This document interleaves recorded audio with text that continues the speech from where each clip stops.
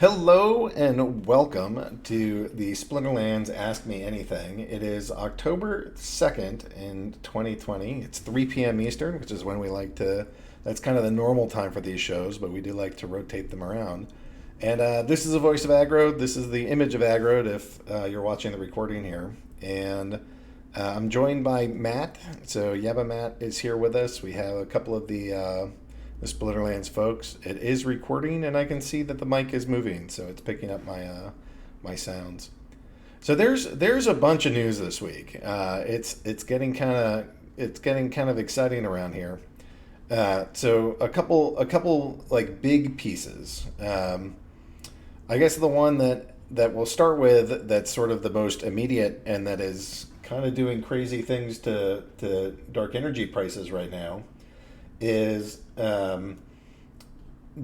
we just put out an announcement that dark energy crystals are now on Uniswap, and you are able to trade those on Uniswap. So I think that's pretty damn exciting. The second piece of news, which some of you may or may not have seen, is that like earlier we partnered with a company called Gala Games, and it turns out that Gala Games is run and created by some of the founders of Zynga, who left Zynga and sort of created Gala Games. And like one of the lead devs is a guy that created a little game you might have heard of called Farmville, and that's somewhat what Townstar is based off of. So Eric, who's the CEO of Gala Games, has decided to both become an angel investor in Splinterlands and also an advisor. So I'm hoping that he'll be showing up. My guess is that we got our time zones a little mixed because he's a West Coaster. Okay, and then and the third piece of news is that we booked a digital convention space. So I've wanted to be hosting like a Splinterfest forever, and now we can, and we're going to host it digitally. So it's not going to be in like your hometown; it's going to be at your desk. So we can talk through some of what that might look like. And then lots of people have been asking, "Hey Aggie, is this the big thing you've been talking about?" And while I do believe there are a bunch of big things happening right now, and they're all pretty huge in their own respect, the thing that I've been alluding to for a little while here is now going to go live on October 12th. So that's our current target. I still haven't shared the name of the company who we're partnering with, but that's where we're set to start. We're gonna get the there's one other, I would consider it pretty large piece of news that hasn't even gone live yet. So that's kind of a roundup of the of what I think we'll end up talking about today. I'm hoping that Eric will join us and we'll have an ability to go talk through it. All right. So, hey Matt, do you want to talk through having created the Uniswap pool and some of the prizes that are baked into that, and just give players a sense of what is this thing, why are we doing it, what are the incentives, and like what are the benefits to the community as a whole? Like why is this such an important step for us? Hey, yeah. Oh, wait, stop. I have you in the wrong speaker. Am I Five, on the right speaker? four. All right, try again. All right. Am I on the right speaker? Yes, sir. Thank you. Sorry for that. All right. Um, yeah, I mean, we've been wanting to get dark energy crystals on Uniswap for a while. We've had dark energy crystals being able to be transferred to an Ethereum ERC20 for a long time, with, you know, with the intention of putting it on some decentralized exchanges there, potentially other things. So obviously, more recently with the DeFi boom, Uniswap was going to be the place to go. What we were kind of waiting for was, to have the right thing to be the want to do something where it was like a new card that would get airdropped to liquidity providers or something, just because, there's a lot of people in the game that play that, aren't able to provide liquidity, so that, that wouldn't really be like an open, fair thing to everybody. But we figured with the land sale coming up, kind of a lot of stuff happening around that, it would be a really good time to do the Uniswap pool and to offer that as the main reward. So, as we mentioned in the post, there's going to be 3,000 plots um, worth of land specifically for the Uniswap liquidity provider pool rewards. So that, that's going to be, I think, pretty significant returns if you look at like dollar value received versus what's put in. So I think it'll be a really good incentive for people to commit to the pool. And then on top of that, we kind of, sort of pre-announced in this post that along with the land sale, there's going to be a big raffle that's going to go through the end of this year, and that's going to be another one of the main prizes for the liquidity pool, the liquidity providers. So, I mean, we think. I mean, I personally think that they're like really, really good rewards, and I know there's a bunch of people who have been getting a bunch of DEC to put into the land sale, so there's really not a lot of reason, not to just stick it in the liquidity pool at least until the first round of the sale starts. Because otherwise, you're just leaving money on the table. And I will stop. It's not a fidget spinner. I told you guys I play with Splinterlands promo cards, but I will try to stop doing that. Anyway, so that's kind of the overview of it. All right. So what do you think is the key benefit? Why are we doing this? Well, I mean, the biggest thing is that the DEC price is way too volatile, with it just being traded. I mean, primarily on Hive Engine, but also Steam Engine and Tron Trade. But it's just such small volume and liquidity there that the price goes all over the place, and that kind of wreaks havoc with people buying things on the market, and it just can make for a bad experience. So the goal in Uniswap, which we didn't know at the time would be available, but the way that it works is really fantastic. And if we get enough of a liquidity pool going there, it should really make the price a lot less volatile, a lot more stable. That should make it much easier for people to figure out what they're spending on market purchases and things like that. So I'm really looking forward to hopefully a more stable price in the future. Yeah, I guess I would add to that there's a huge market. Like Uniswap is one of the biggest things out there for how much trade volume there is, and everybody gets on it. So, having our token there just gives us. It's no longer just our players and our little base. It's literally anybody on Ethereum now that sees some inexpensive dark energy crystals can go pick those up. So I think there's a lot more capital that's now tied to Splinterlands by having done this, and I think that's a really exciting piece of what we've done. Okay, so there were some questions about the prizes. So when we sell land at full retail price, that's at the $20 per piece of land. So when we're talking about a 3,000 plots, that's like a $60,000 reward pool for staking dark energy crystals. Is that how you see that?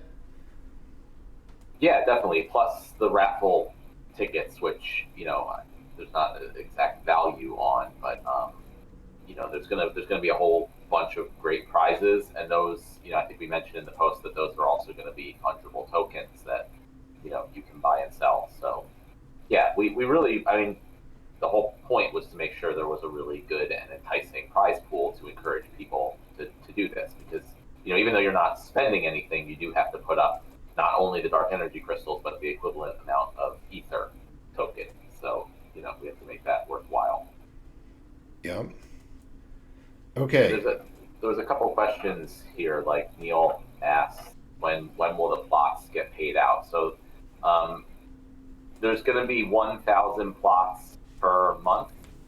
So like, or for 30 days. So after the first 30 days, the first 1,000 plots will be paid out. I mean, shortly after that time period. And so the plots and stuff, like when the first portion of the pre-sale goes live and people are buying the claims to the plots, they'll get, again, fungible tokens that represent those claims, and then that can be used to claim the actual plots that Do you you're want? on next year. Let's step back just a little bit. What are the plots? We have a land sale, so maybe we should start with and tell people about this land sale from like real beginning. I mean, I think some people have been sort of paying attention, but not really. So let's assume that the audience has no information about the land sale. Do you want to walk them through it a bit? Yeah, definitely. I can. I guess I just assume everyone, follows these very closely.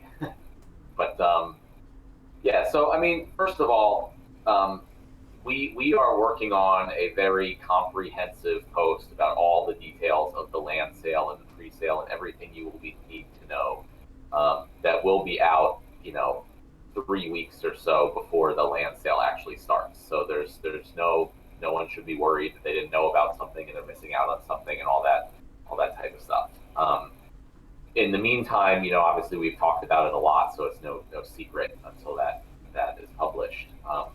So Splinterlands is doing a land sale. If someone in the chat here wants to go dig up the initial posts from like earlier this year about the expansion and the land and post a link, that would be great. But we're going to be selling land in the Splinterlands, and the idea is that there is an expedition team that's going to be going out and exploring unknown areas of the Splinterlands, and they will be discovering new lands. And in order to fund this expedition, they are selling claims to plots of land that they discover ahead of time. And obviously, the advantage of getting in the pre-sale and funding this expedition to explore the new lands is that there will be very significant discounts to the price that the land will be once the expedition is done and it's all kind of discovered and revealed. And the reason that you would want land is that we're planning on adding new types of cards to the game, which are items and spell cards. So the idea is that after you pick your summoner and monsters, and you submit your team, and you see both your team and your opponent's team on the battlefield, there will be another step before the battle plays out, where you will be able to play item and spell cards that can, increase the stats of your monsters or affect the battle in some way. So it really will add a whole other element to the game in order to like figure out what items and spells to use, to win the battle. And the whole concept of the land is that instead of us just selling those items and spell cards and booster packs like what we do with monsters and summoners, the only way you'll get those new cards is crafting them through the use of the plots of land. So you'll have land that produces resources, and you can build buildings and use those resources within the buildings to craft the items and spells. And again, a lot more details about all of this will be coming out in the next few weeks. So that's kind of a quick high-level overview of what the land is, why you would want it, and that we're doing this sale. Yeah, I wanna talk through a little bit of just like how revolutionary I think this is. The it's super important to me that like think about all the cards that we've sold. There's been a lot of them, and what we're saying, okay, we will in the future forego selling these types of cards, and the only people that are going to be allowed to do that are the players. I mean, I've played Magic the Gathering and Hearthstone and a bunch of these other games for a very long time. I don't remember any of them giving me the ability ever to mint the cards in the game. And that's what we're doing. Now you don't just get to like show up and do it. You have to own land and get these buildings and harvest the resources and play the game.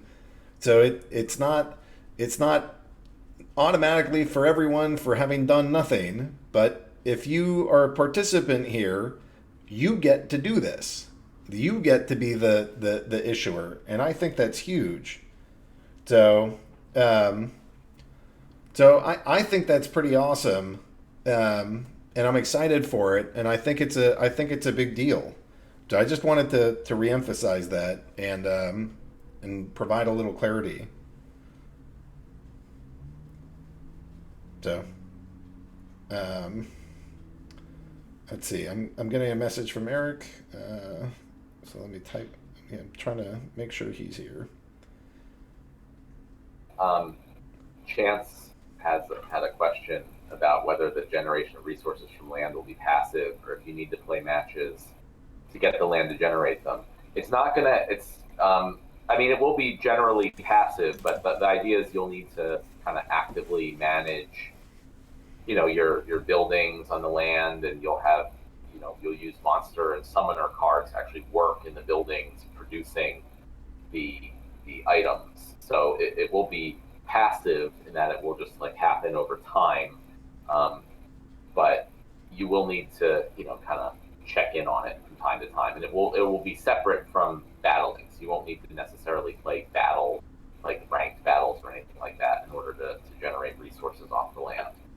Um, So kind of like how the rules change in the matches. Um, there should be a corresponding point where the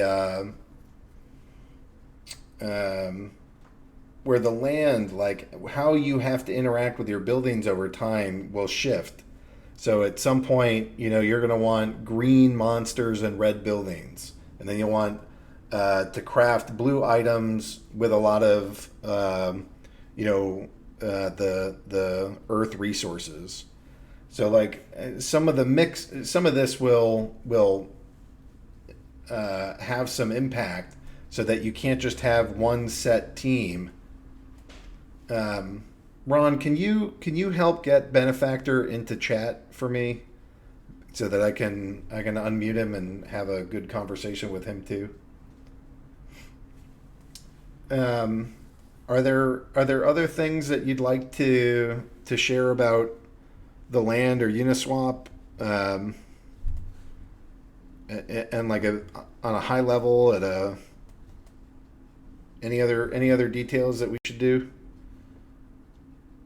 I mean, the one thing to Chance's follow up about like holding lands for someone who doesn't play much. Well, we plan like we have with the cards for the land to be rentable. So if you just have a bunch of land and you don't care about any of this stuff, you just rent it out to someone else who does. Get your kind of passive income off it, and then the person renting it can take the time to do the crafting and manage the resources, and sell their cards or whatever to make their profit. So I think that's also part of what's going to be really unique about this, as compared to even other blockchain-based games. All right, so you guys, for the land piece of this, you can hear about it starting in a couple weeks, and then we're anticipating that the land sale goes live in early November. So there'll be some information on the site in the next coming weeks. It'll give us a little countdown, and then we'll know. So I think that's enough for that for now. I can Benefactor, I unmuted you, so now you have the ability to speak. Do you want to say hi real quick and test the mic? All right. Can you hear me? I can. So not that long ago, you guys might have seen that Splinterlands started accepting Gala in the game. So Matt created the ability to go accept Ethereum and then ERC20 tokens, and then communities and people became really interested in having Splinterlands accept their token. In a lot of ways, it's kind of like an exchange listing to be here. So Benefactor reached out to us and said, "Hey, we'd like to start partnering in ways," and I'll let him explain some of that. But that's how this thing got started, and since then it's escalated quickly, and it's great to see. I mean, I really like the guys from Townstar. I really like Eric personally, and I'm excited to have him on board as an advisor for this company. and just thrilled with the kind of man and person that he is. It's great to have like-minded people with a lot of game experience and a lot of crypto experience. So that's my introduction. Do you want to tell these guys a little bit about your background and a little bit of how you've traveled through the software companies and then I guess what got you interested in Splinterlands in particular? Sure. Well, so I've been a lifelong gamer. I really started playing on the Sega Master System when I was a kid. Grinch eventually graduated to like PC gaming. I remember when I was young, we used to bring our massive PCs and monitors to friends' houses, and we would network over printer cables. And eventually, that led to me really getting into MUDs, multi-user dungeons. I think a friend of mine told me about a Telnet phone line that was open on a VAX at our local university, and so I would dial into this VAX, and it had no security on it whatsoever, and it would get me on the internet, and I would go play MUDs that way.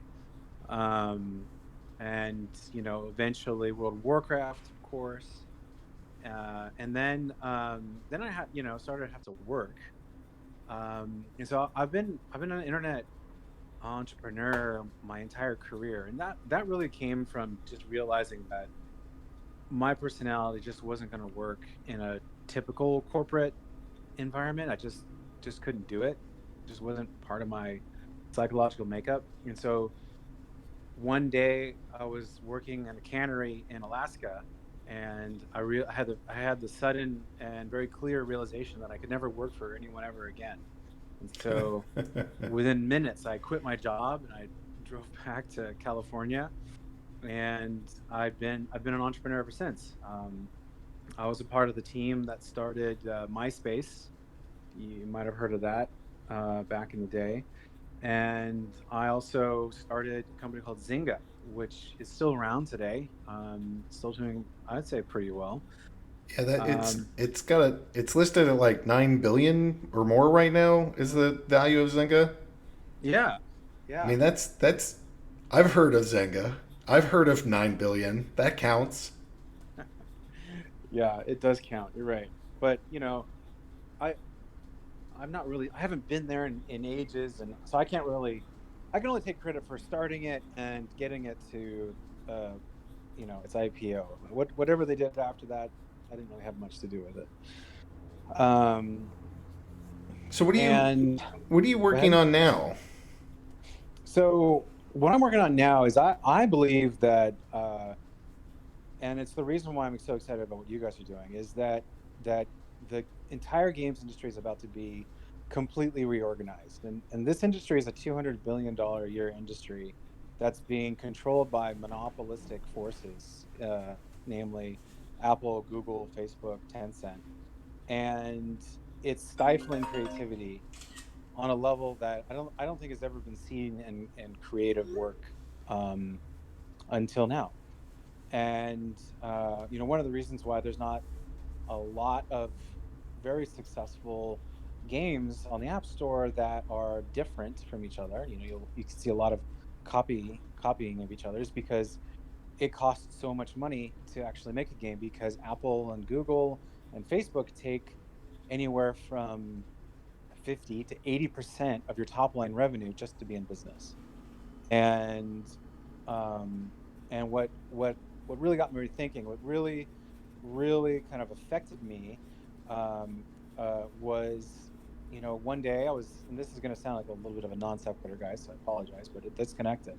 Is that I was sitting and I was thinking about, you know, why does life in certain parts of our planet just suck so hard?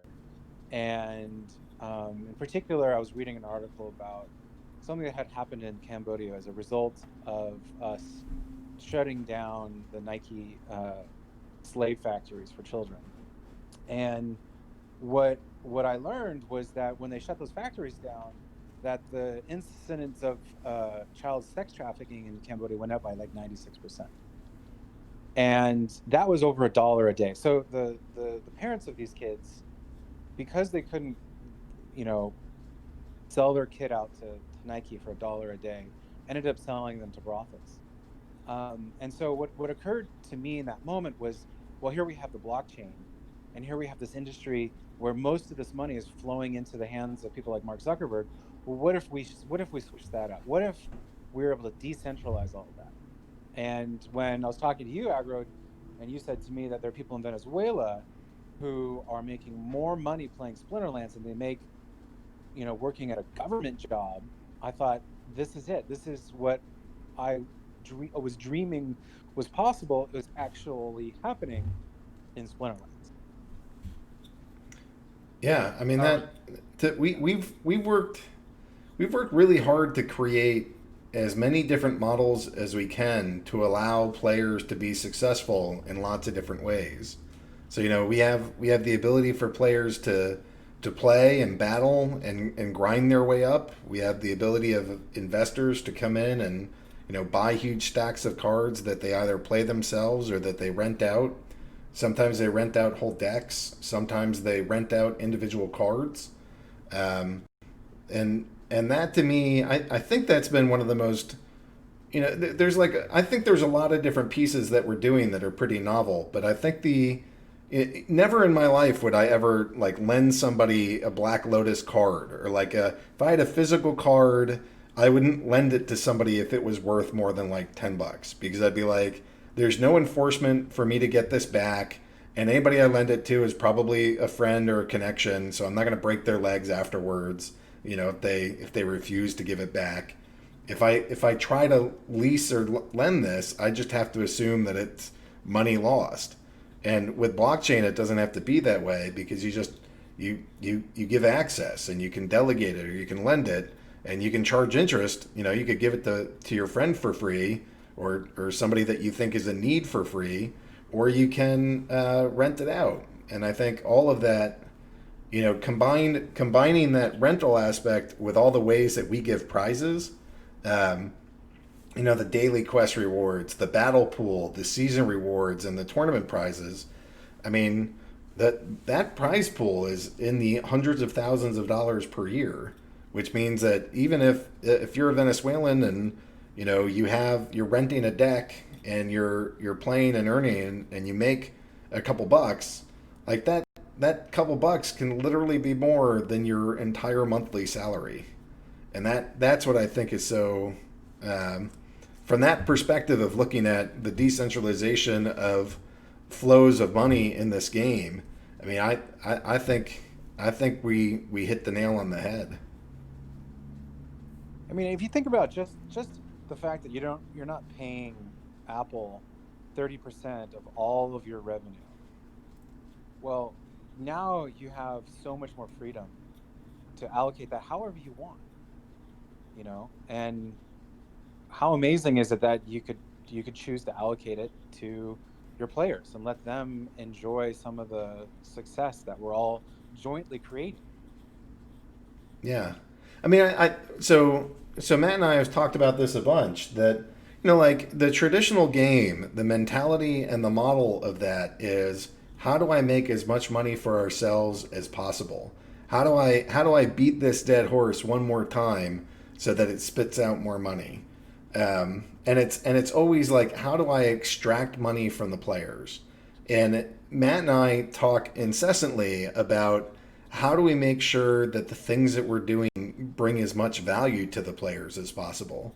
And I think maybe that's just us too as people, but I think that's part of being in a blockchain where we all go to the same moon. When, like, today we're seeing, because of this Uniswap thing, the price of dark energy crystals, it's trading up at point. It's almost at the peg. And that means that this thing is up like 30 or 40% right now. Let me look at the actual math here. It's up 30% today. So, and that, we're not the only ones that hold that. The community holds that token.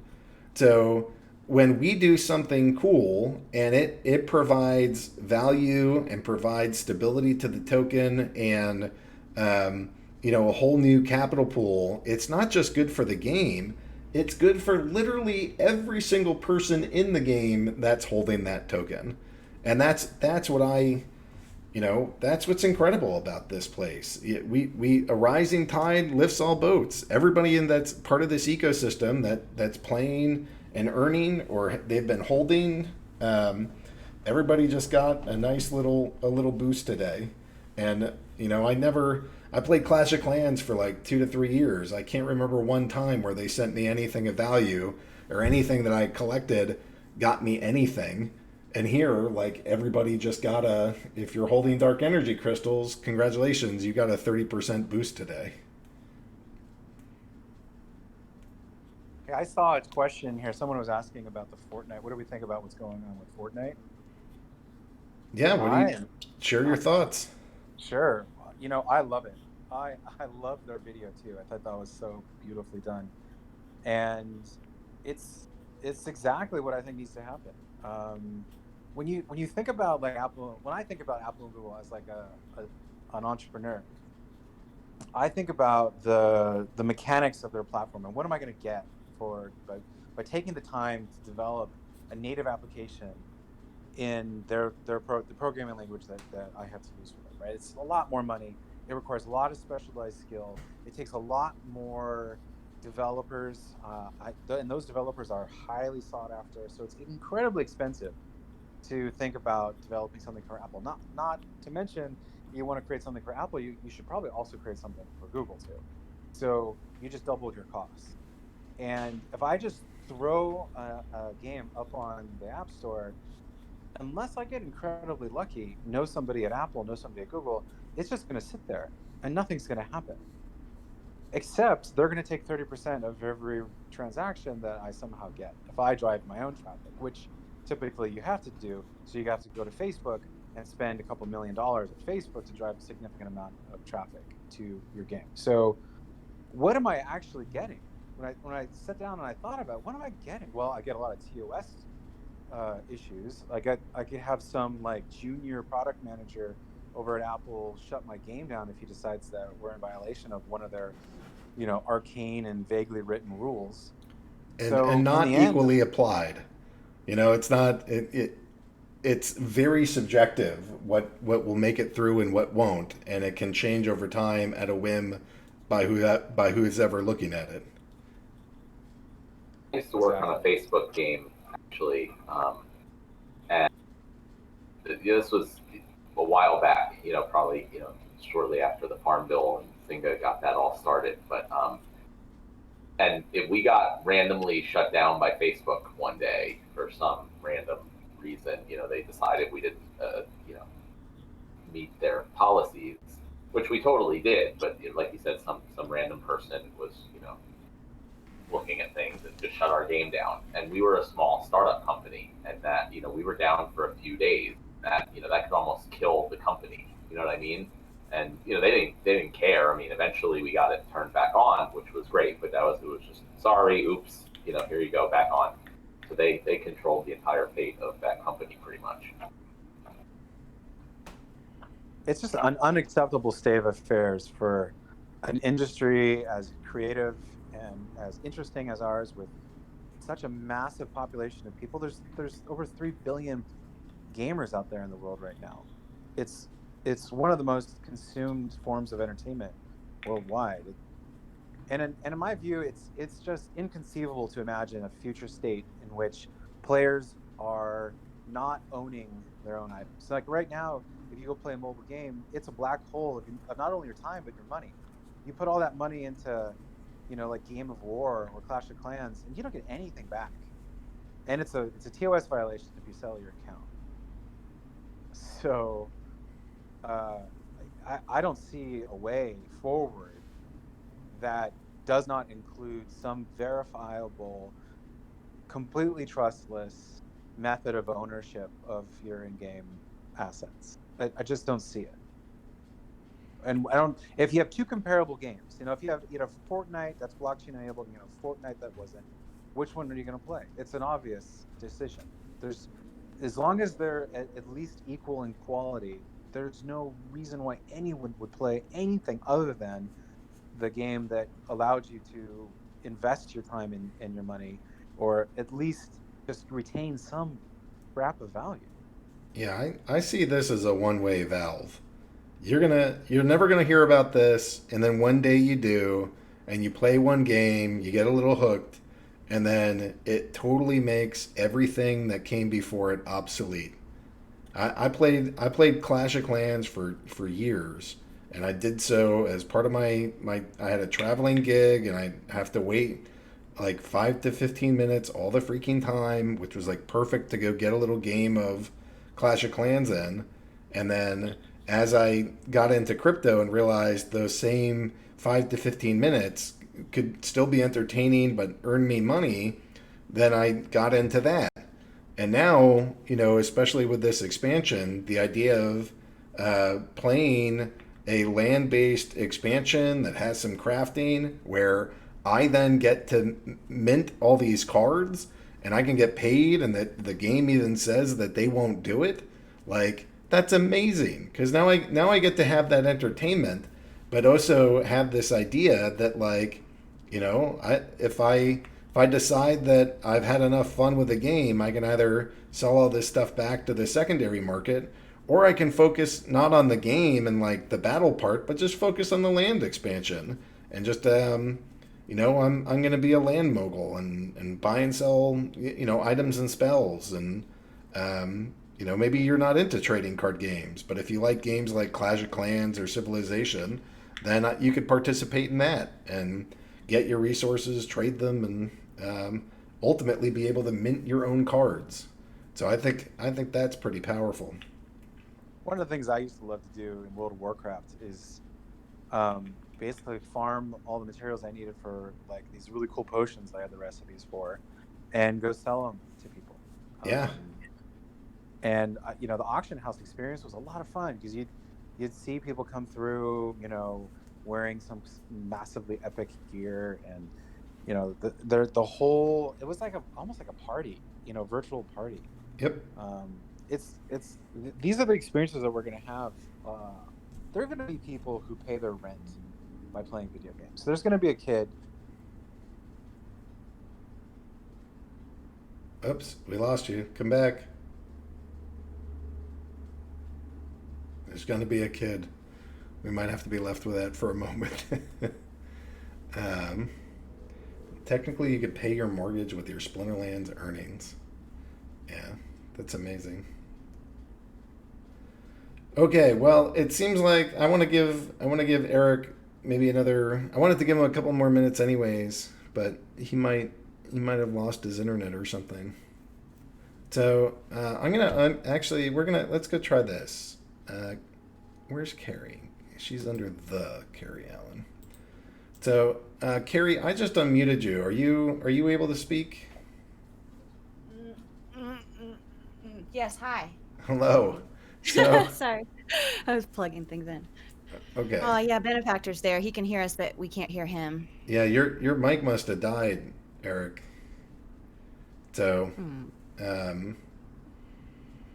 well, so let me. It's okay.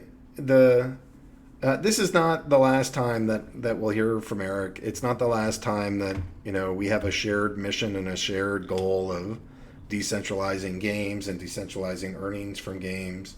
There'll be other opportunities for Eric to come on and talk about what Townstar is doing and some of the other games that they're working on, and how we continue to plan to partner with them. So anyways, I just wanted to say welcome, Eric. Glad to have you as an advisor on the team. Glad to have you as an investor in the company.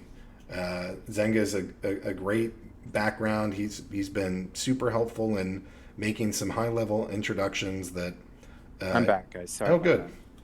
So we have maybe 2 more minutes or so, and then I want to go talk about some of the marketing events that we have going on, because these are only 1-hour events. So do you want to maybe share some of why you're excited? I guess we covered it a little bit with the potential to earn. Is there anything else about kind of Splinterlands that really drew your eye here, or that any other kind of like partnership or Splinterlands in particular, why you're excited about us as a company and what we're doing here? Yeah, well, gosh, I mean, I only have an hour to talk about that. You flatter I don't know us. if I don't know if I could fit it all in just 2 minutes. I think so. First of all, you guys are so like mission driven and purpose focused that it really it's really exciting to kind of just be a part of what you guys are doing. I can say from one of the just one of the very early experiences I had, I really enjoyed opening the cards. You guys nailed that. And making the cards feel special and making the experience of opening the cards was something that I really noticed. And I think that that's gonna be something that I think a lot of people really react to. I think also just how many different types of crypto coins you can accept in your platform is going to be really fun, because you're going to see so many different communities coming, participating. So it just feels like the beginning of something. And as an entrepreneur, I prefer the beginnings of things rather than the stable endpoint of things. And when I think about where we are in blockchain games, I think Splinterlands is going to be one of the ones that defines where we're going to end up. And so being able to be here now and witnessing what is about to happen on a massive, massive scale is just one of the most exciting things for me personally. I love to see things like this blossom, and I can tell it's going to blossom. So it's really fun. Well, that's. Thank you for having faith in us. Faith in us. Thank you for, being here and talking with this crew, and thank you for many introductions to, and many more that I'm sure will come. I mean, having you on board just opens so many doors for this company. It's just like, Eric has 1,000 really powerful people on speed dial, and and they all say nice things about him. It's great. It's like I just feel really well connected to somebody that is himself really well connected, but he and I check in a bunch, and we're just able to like, the things that Matt and I are planning and the things that we're working on. It's wonderful to have somebody else that's mission driven, has already done this, understands blockchain, and like knows everything about gaming that I could ask for. I just feel like I have a friend and mentor that I can place my full faith and trust in, and be like, this guy gets it, and he can help us. And I think we've made a lot of really good decisions along the way, but I think they're only going to get better. And our out, like, the size of our network and the people that can be here is only going to get bigger. So I'm thrilled by this connection. I'm honored to have you as a part of this company and as a part of this community.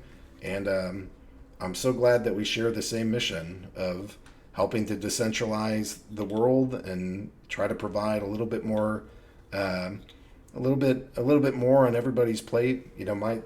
My three things for this are peace, abundance, and liberty. And I think collectively we're on mission. Okay, so with that was Eric. Welcome one of the new advisors here, and hopefully you guys dig him. So if you like that, go say some nice things and put some emojis on it, and let's go give Benefactor a nice warm welcome. And then, so how about this? So Carrie. It's a tough act to follow. So why don't we go start with $1,000 giveaway? All right. Hey guys. So tomorrow, today's Friday. Tomorrow we have partnered with Community Gaming. Now there's been some questions about like why it's off-site and things like that. The Community Gaming community, what their goal is is to bring crypto into other games that might not already have it. So bringing us in, it makes sense just because they are able to get more people in to check things out, and we already are familiar with blockchain. So when you go into the site here, let me grab. I'm going to drop the tweet because it shows all the information on it. And then you can click the link within the tweet. Just right in Discord, you can actually do that and get to the sign up. It is an external tournament, so it's going to be like old school. So if y'all are feeling nostalgic and you want to win like $500 or something, you should sign up. It's totally free to sign up. It will be taking place in their Discord channel. They will live show you, just like we used to do on Challenge when we did tournaments, where you'll see who you're supposed to challenge, and then you'll go forward and wait on rounds. So right now, they want to get at least 64. I was sure that because the prize pool was so big that everyone would want to join. I checked, it's super easy to join. My wallet, I connected a MetaMask, but because they are trying to onboard other people who are not familiar with blockchain, they do have other options on there. If you have trouble or get confused or something, do send me a DM, reach out. We'll get you all set up and figured it all out. So right now we've got 50 contestants registered. It will cap out at 128. And yeah, so first place, you guys, is $250 worth of their native token that they use there, which is DAI, plus $50 in DEC from us and 40 untamed booster packs. That's just first place. So Okay. it's a lot to do here. It's going to be, it'll be fun and interesting because it's old school. We're really just trying to partner with as many new places who are trying to, like, the same mission that we're on. We're all trying to do the same things. If you check around on their website, you can see past tournaments they've had where you could literally just play Mario Kart and win $500. So it's super fun. Please sign up for that. And then do you want to move on to the next? There's so many things. Yeah, 12 so minutes. the next one on our brain is or on my brain is Digicon. Is that what you wanted to talk about, or is there another one? Sure. Yeah, No, let's. we can go straight into Digicon. Yeah, I was going to also mention, because it won't take long, the Gold Foil Press went out yesterday, October 1st. We also published that on Hive so that you could see it. And inside of the announcement channel here in Splinterlands Discord, you can, if you're not already on the email list and you'd rather receive these as emails, you should totally do that. You can click the link inside the announcements. It will bring you to this week's Gold Foil Press, and up in the top left-hand corner, you can sign up and stick your email in there, and then they'll come directly to you, and you won't have to check the list. So that's all about that. But there's a lot of information going in those, and they will be bi-weekly. So every other Thursday is when we plan to shoot those out by email.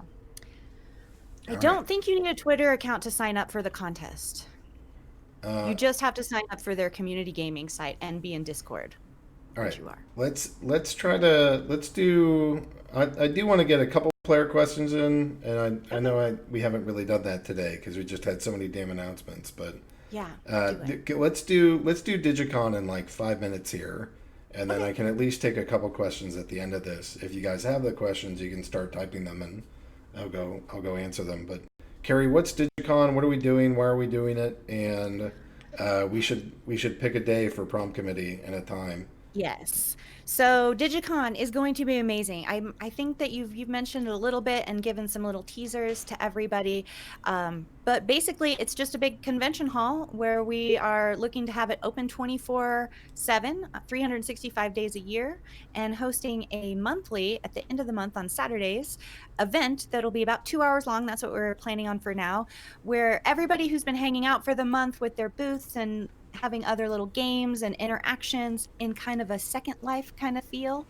It's not as put together as Second Life, obviously, because it's new, but it's just like that. And then at the end of the month, we have a convention, more prizes, more stuff. It's going to be like the virtual conferences, which you may or may not have been participating in lately because of the virus and everything.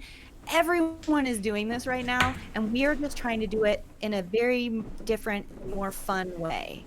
And at the same time, trying to bring in all the people and all the different companies and in our little partnerships that are, they have the same mission. Like you just heard Eric Benefactor speak.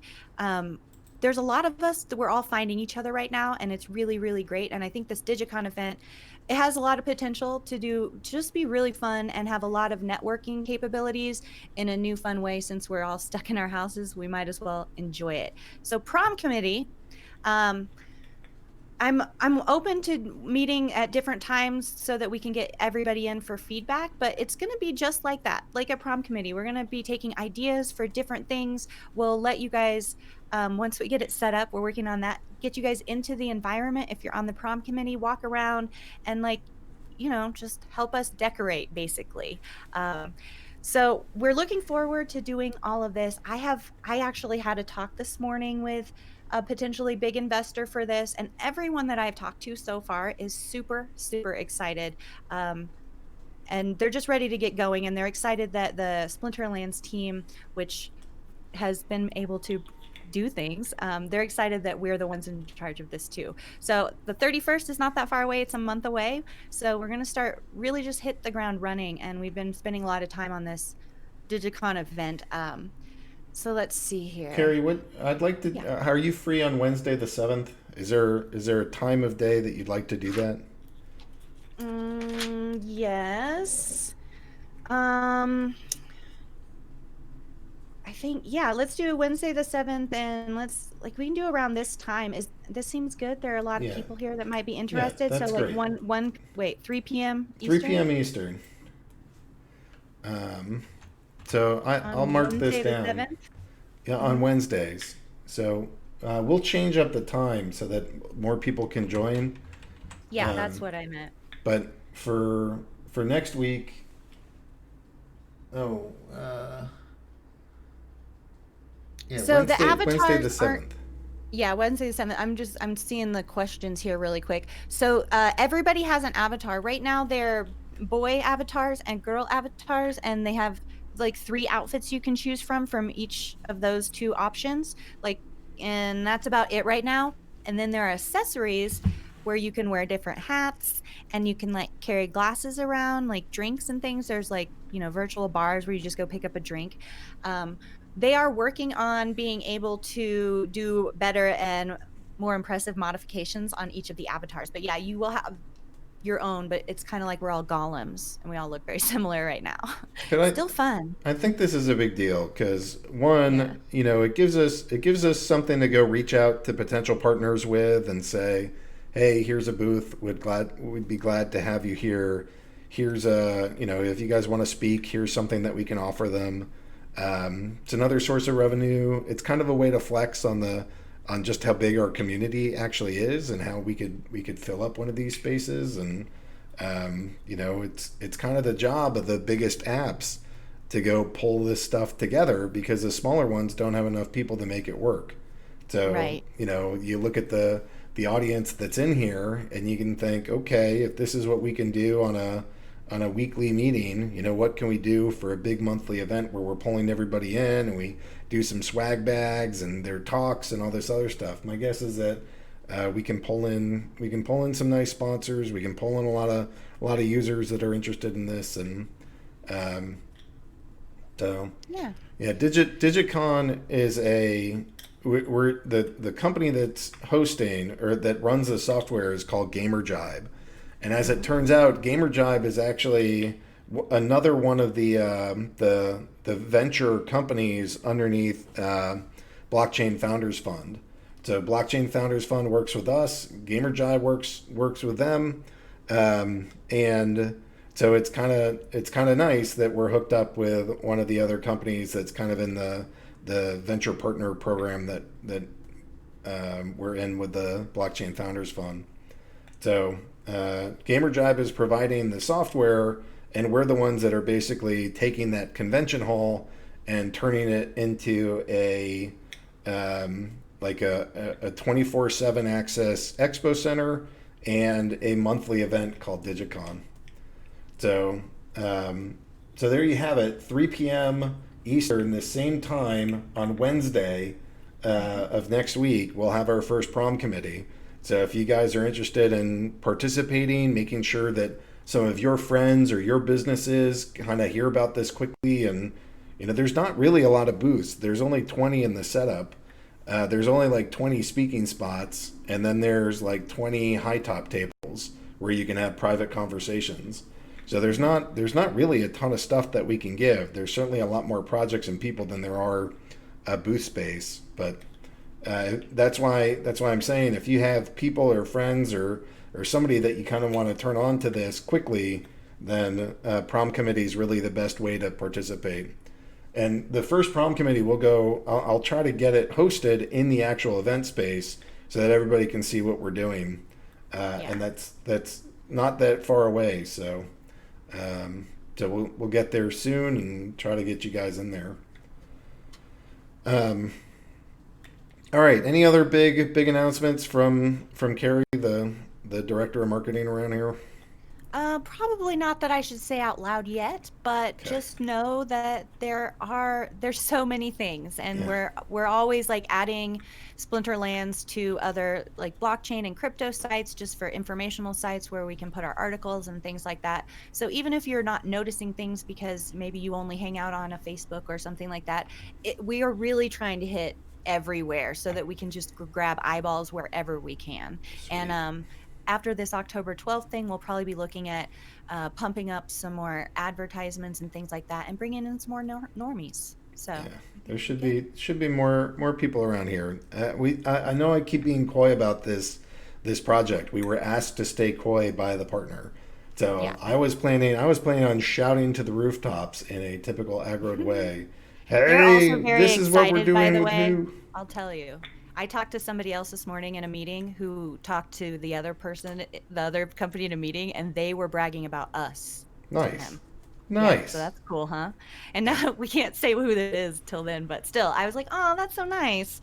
Yeah. So yeah, that's exciting. Yeah, I think it's going to be a nice partnership all the way around, and it's gonna be big news, and you guys are going to see it. And I can hear Quantum Nachos right now being like, Aggie, why are you pumping all this stuff like an idiot? And on the 12th, I just feel like I'll be vindicated, and that it'll all be worth it. So Yeah. We're announcing the announcement. It's yeah. perfect. Yeah, but I didn't mean to do that. I was planning on telling everybody, and then they said, Aggie, don't do that. Wait. I'm like, oh crap. So 10 more days, guys. 10 more days, and there's a big announcement. Okay. So this is the worst AMA ever because I've barely taken any questions. So I want to run maybe 10 minutes long. Hopefully you guys forgive me. And if there's questions that you guys want to ask that you haven't asked yet, then go ahead and put your questions in, and I can try to get to them. And if there are no questions, we'll just end. But there's a lot of news, and there's a lot of stuff that's happening. And you know what we didn't even talk. You know what we didn't even do. We didn't even talk about the dev roadmap like at all. Matt, do you want to share anything about what's coming out soon? Well, I like just making fun of you in chat. But Yeah. okay. Well, I think you're comparing me to Ned, which is not cool. No, it's more Justin. Oh God, that's even. I'm not sure joke. it's worse. It was a joke. Hey, my MacBook is only at 39%. I gotta go. That jerk. All right, so give us some product roadmap stuff. Let's let the people know. Yeah, well, we did also recently, we've been trying to include our product roadmap at the bottom of a number of our posts. So we did that on the post from a couple days ago about the end of the season and stuff. We are still working on the Google Play and iTunes Store submissions. That got pushed back a little bit due to, some additional updates we need to do to the mobile app. The mobile web app to support, hopefully increased player acquisition. So that's like a new project. Of like, we've always had a bunch of like scaling and other changes we want to do to make sure we can scale to more players, and those things got pushed up in priority. But we still are, I think we should 100% definitely have the app submitted to the Google Play Store in October. But I do also want to say, like what we kind of talked about with Eric, like that's that's not. I know a lot of people think like we get an app in the App Store and then all of a sudden we're going to blow up. I don't really think that's going to be the case. I mean, I think it's definitely good to have, but we are going to have to take out like pretty much all the crypto related stuff from that in order to get approved. And you know, we are going to have to pay 30% of everything we make through that to Google or Apple. You know, so it's something we want to do, but I think the key kind of idea behind our whole game and everything we're doing is that we're like not in those stores and we're not limited to their like environments where they say what we can and can't do and what our players can and can't do. So, you know, it's something that I agree is very important and we're working towards, but I don't think by itself it's going to be anything huge, and I think, you know, we can still do very well even without it. That's kind of a long disclaimer on that one. You know, one thing I'm also working on is that we're working on, not me actually at all, but is the new player tutorial, which we've been talking about a lot. We plan to launch that, like a first version of that next week for the desktop version of the site. And we hope that'll really help new players. It's going to just basically take them through their entire first battle, you know, with like a pre-written script and hopefully explain everything that's going on so they really know what to do a lot more than they do right now, where they kind of are just left to figure something out. And then, you know, going forward with that, we want to add like little mini tutorials for other different parts of the game. So when they come in, it takes them through their first battle, and that's great. But then, like later on, we want to give them a little, like the first time they go to the market, we want to kind of explain how that works. And the first time, you know, if they buy the Summoner Spellbook and they get their wallet keys, we can have a little mini tutorial that explains how that stuff works. And, you know, just each kind of little piece of the game, we want to have a little tutorial that can pop up to teach players about it as they get to that point, as opposed to trying to like shove everything down their throat right up front. And then we're also working on like an in-game inventory management system. So, you know, some players have the Untamed title, and there's skins, which I know we haven't done that much yet. So we've talked about them a lot. We also plan to have other NFTs, like custom avatars that you can get for your player in the game. And then obviously with the land sale, there's going to be new NFTs that are going to be part of that. So we want to have like a page that's like the collection page, but instead of your cards, you see your other in-game items. So hopefully that's going to be released this month also, so that players can start actually transferring their titles and skins, and we can add more skins and avatars and all that stuff. And then obviously, you know, we're going to be building out the land pre-sale and everything involving that. So that's like the next month or two of like high priority things on the roadmap.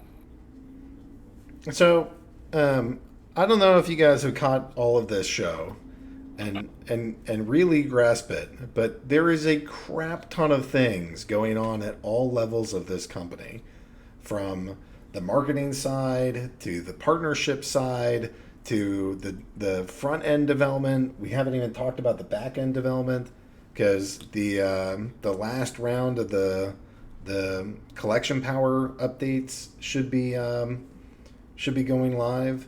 And I posted a link from Neil. Neil, I don't know if Neil, would you want to come on for like 2 minutes to run through your numbers on how the collection power impacted you? Is that something that you would want to do? Here, let me go pull Neil on. I know that this is running a little long, but this to me is a really big deal. You know, it was kind of confirmation to me that, you know, all the things that we thought we were doing right with that worked out pretty well. So Neil, I unmuted you. Can you say hi? Mr. Neil. All right, he's probably grabbing a mic or something. But so that piece is it's a pretty big deal too. It's just the collection power should be there might be other places where we put collection power, but I think we're getting to the end of it.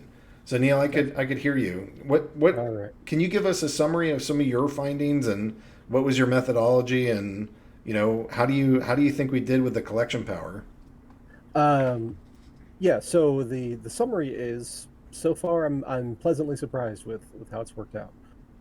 So what I did was I looked at there was a season that just ended, which was I guess 46 or 47, and then there was the season before that. So the season before that we had collection power, but there wasn't the separate leaderboards. So it's the deck winnings per battle and everything were similar, for a given ranking. But the only difference really between those two seasons was the implementation of the leaderboards in the different leagues. So I checked my rewards from the Monster Market rewards analyzer, which is a great tool. It'll spit out how much you won in battles. It'll spit out how much in burn value of cards you got, as well as how much you got in your deck, your Dark Energy Crystal loot chests. It'll also tell you potions, but effectively I count those as 0. So I went through the 2 seasons. I just totaled up all the rewards. I ended up with so in the season prior, I was into Champion 1, did not place for packs.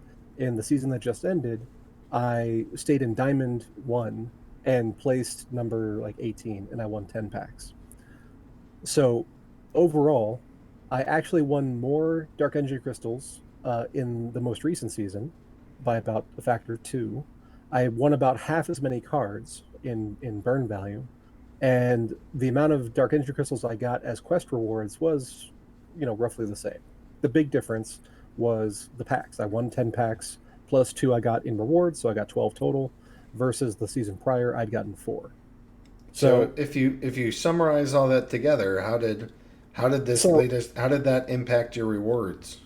All together, when you add up all of that and you convert everything to Dark Energy Crystal value, last season I made 25,500 Dark Energy Crystals, and the season before I made 15,340. So you're up 25. You're up a total of 10,000. Yeah, 66%. I mean that. So when you look back on collection power, do you think Matt and I are a bunch of jerks and it's the worst thing that ever happened to you? I mean, well, yeah, but not because of that. Oh, fair enough. Fair enough. But we took a lot of flack for this, and yeah. But now that the results are in after a couple weeks, like, what's your take? Well, my take is that I think it's working. So the amount of winnings you get per battle is up because the level 1 farming bots have been either eliminated or relegated down to the lower leagues, and the pack value. So I know Yaba had given the number. I think it's 1,811 or something, like as the number of packs given out now compared to 1,200 under the previous system. So there's going to be some little bit of inflation there, but overall, I think the amount that you're gaining in the cut in Dark Energy Crystal inflation is well worth whatever you're losing in the pack inflation, if that makes sense. Yep. Do you run any of the smaller accounts? Have you done any math on maybe your silver accounts? I do have those accounts. I have not analyzed them in detail yet. All right. Well, I'm interested in seeing it for your silver account too. If you wanna come back. Yeah. So Chico Duro saying, well, yeah, but it only benefits those of us who can afford to pay to play. I mean, it's well, I mean that's a question for you, Aggro, but that's the same as any other collectible card game. If you have the cards, you can play. Yeah, I mean that we don't try to hide the fact that this game is a combination of proof of stake and proof of skill, and that we don't want players that have absolutely nothing to make the most, and we don't want players that have absolutely every single card but don't even know the rules to make the most. We want the players that have a lot of cards and have a lot of knowledge to be the ones that are rewarded the most. So, and just to give you an added data point is that this season I'm going to be doing my usual run for my highest potential rank, which will typically lands me somewhere in Champion 1, but not in contention for pack rewards. So, and then I'll update my math and see how we're doing. All right. Okay. So thank you, Neil. Thanks for that Thank you. assessment. It's good to get some numbers on this. All right. So what else do I have here? We have the roadmap. We had Eric. We had the marketing. We have the nebulous announcement for 10 days from now. I mean, I think that's good for today. I know that there's still some discussion, but I'm going to let that discussion play out a bit. I think it's good to let people have that conversation. So, anyways, I'm pretty stoked for all the things that we have going on. As per usual, none of it would be possible without the players being, hardcore fans of the game, helping to spread it, buying and selling cards, trading and yes, buying stuff from Splinterlands 2. You guys are amazing. We're very grateful for the people that are here, and we're very much looking forward to growing so that there's a lot of new faces around here in the not too distant future. We have some great product pieces coming out. The land sale is coming soon.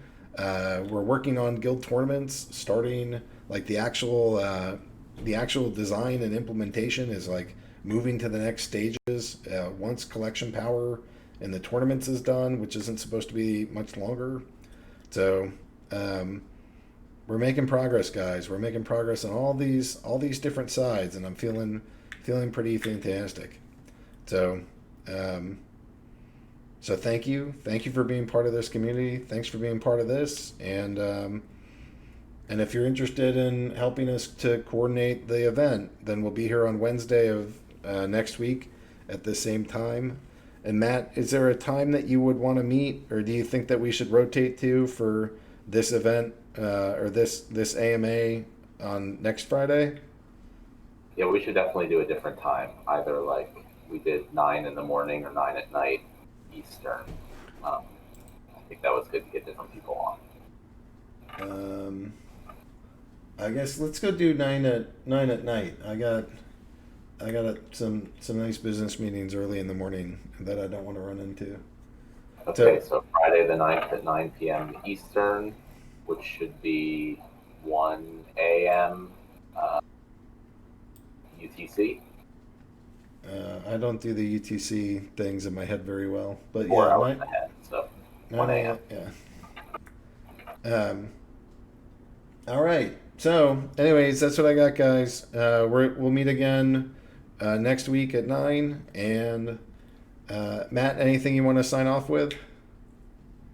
No, just again, I'll reiterate, like if you've been hoarding DEC,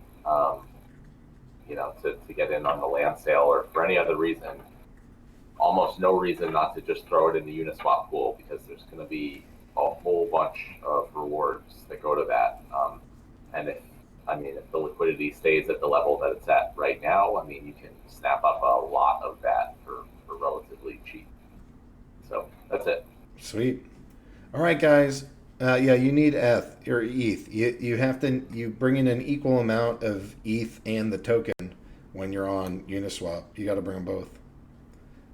So, all right, that's what I got. I appreciate you guys. Appreciate this meeting. Appreciate our partners, and looking forward to growing a sweet convention and having a wonderful tournament tomorrow, and watching the Uniswap pool go ballistic. And welcome to Splinterlands. We're just doing it all. Thanks, guys, and I'll see you in a week. Bye.